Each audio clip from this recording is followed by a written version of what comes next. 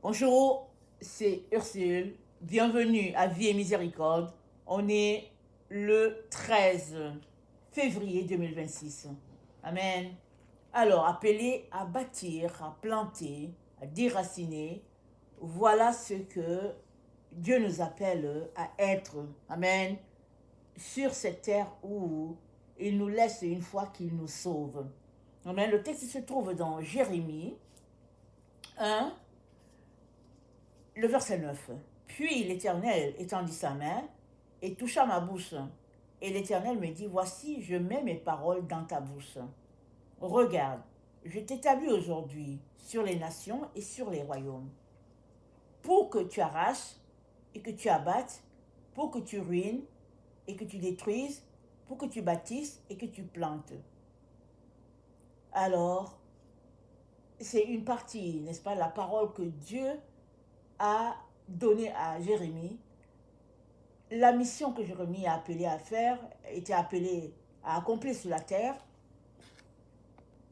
Alors, Jérémie était jeune, vraiment très jeune, je ne sais pas quel âge il avait, mais cela ne l'a pas empêché d'entendre l'appel de Dieu, que Dieu lui fasse confiance et que par lui, Dieu fasse venir son règne du temps où Jérémie était prophète, n'est-ce pas? C'était les temps des nations d'Israël et puis de Juda.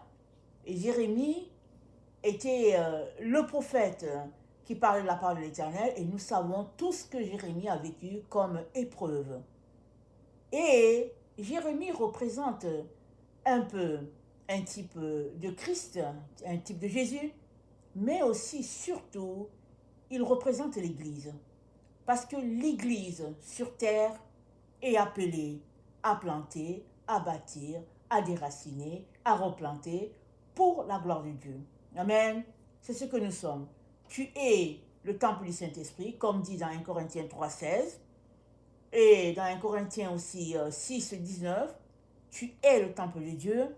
Et la Bible nous dit, je vais lire ce passage, la Bible dit de nous abstenir de toutes sortes de mauvais comportements parce que nous représentons notre Dieu sur la terre, et c'est important de faire attention à comment nous nous comportons, puisque quand les gens nous regardent, ils regardent l'Église. Amen. Alors, Dieu donc nous regarde comme ça. C'est dans 1 Corinthiens 6, le verset 19, c'est dit, ne savez-vous pas que votre corps, c'est le temple du Saint-Esprit qui est en vous et que vous avez reçu de Dieu et que vous ne vous appartenez point à vous-même.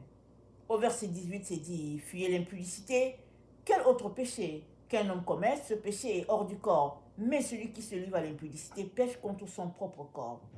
Donc, nous représentons l'Église de Jésus-Christ, et l'Église de Jésus-Christ est mort pour elle, afin qu'elle soit sainte, pure, sans tache ni ride. Donc, étant l'Église de Jésus-Christ, il est de notre devoir, n'est-ce pas, de faire ou bien d'accomplir la mission que nous a laissée le Seigneur. Alors, une fois que tu donnes ta vie à Jésus, amen, tu es appelé à planter, à détruire, à déraciner, à replanter pour la gloire de Dieu. Souvent, on donne notre vie à Jésus et on attend en particulier un appel qui vient de la part de Dieu d'une manière particulière. Oui, cela pourrait arriver, n'est-ce pas? Mais n'attendons pas l'appel de Dieu pour nous mettre à travailler. Et le premier travail consiste à travailler sur nous-mêmes. Et quel est ce travail que nous faisons sur nous? C'est le fait tout simplement de prendre le temps avec le Seigneur, de louer le Seigneur, de le célébrer pour ce qu'il a fait pour nous.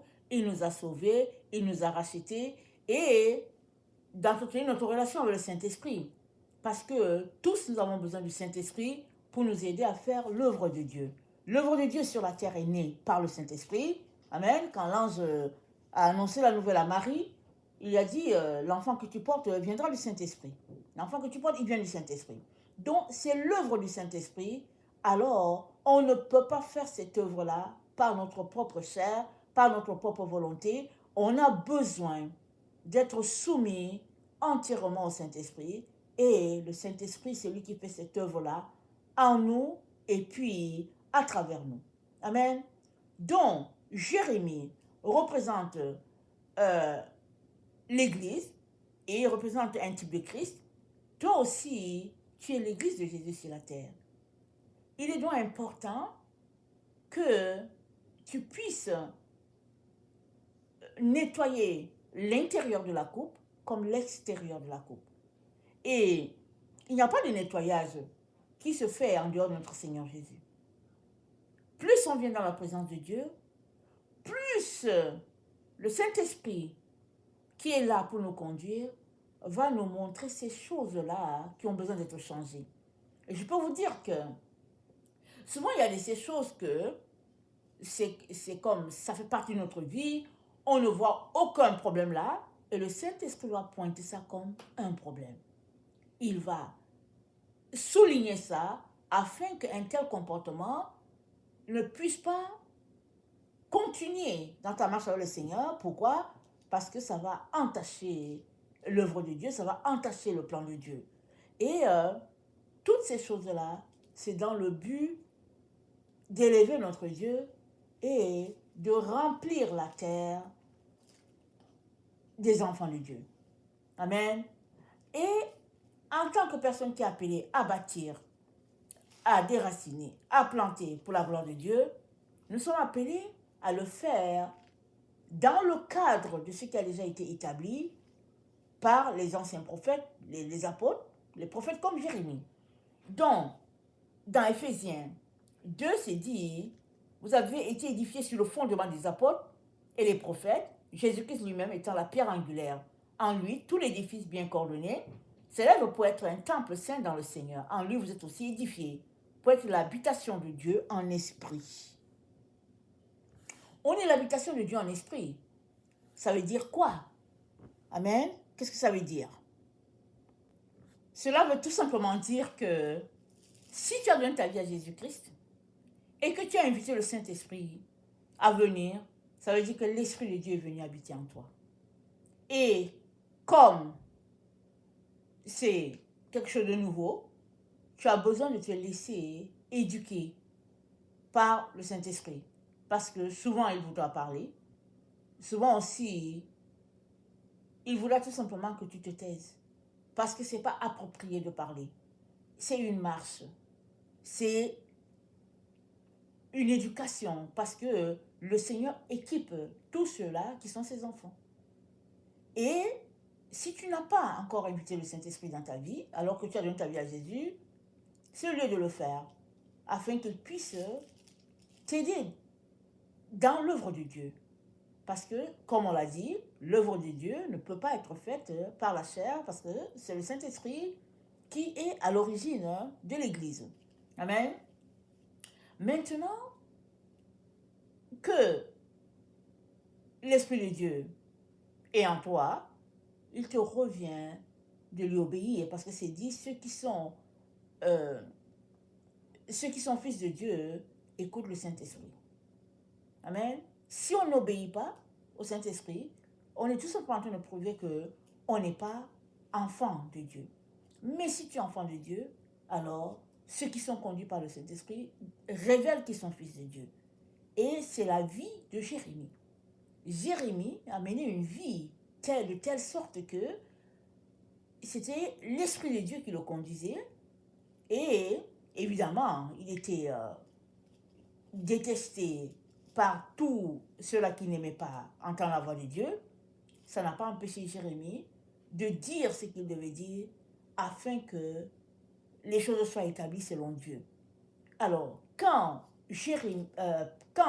Éphésiens 2 dit que l'œuvre a été édifiée par les apôtres et les prophètes, Jérémie fait partie de ceux-là qui ont posé des jalons, n'est-ce pas, pour l'Église de Jésus-Christ.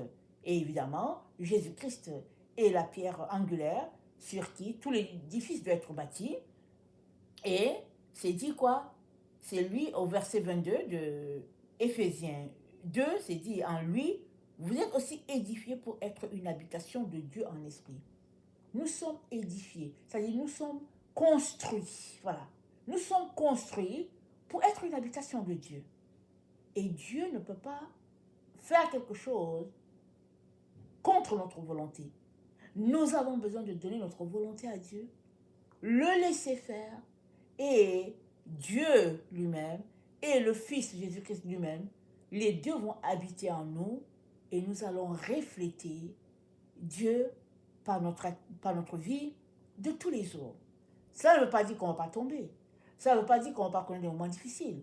Mais pendant qu'on traverse les moments difficiles, le Saint-Esprit sera là pour nous équiper, pour nous aider. Et si on tombe, le Seigneur dit de se relever et de continuer la course. De se relever, ça veut dire demander pardon et de continuer l'œuvre.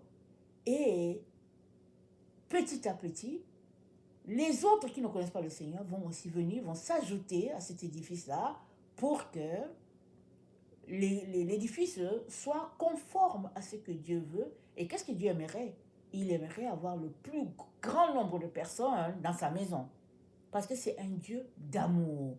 Ce n'est pas un Dieu de colère. Ce n'est pas un Dieu arrogant.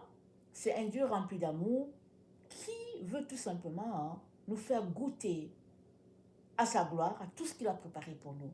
Il est donc important que nous puissions laisser l'Esprit de Dieu nous transformer.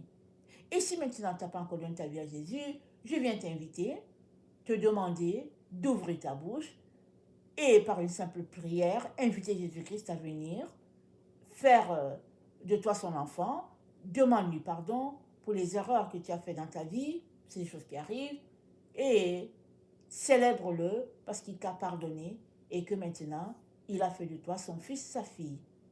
Que le Seigneur bénisse sa parole et que nous ne puissions pas nous décourager dans les moments difficiles. Les moments difficiles, ça va arriver. Ça fait partie de la vie. Donnons juste gloire à Dieu et dans les moments difficiles, au lieu de fuir de la présence de Dieu, allons plutôt dans sa présence afin qu'il puisse nous encourager, nous équiper et nous donner de continuer la marche. Amen. Que le Seigneur bénisse sa parole. Amen et alléluia. Amen.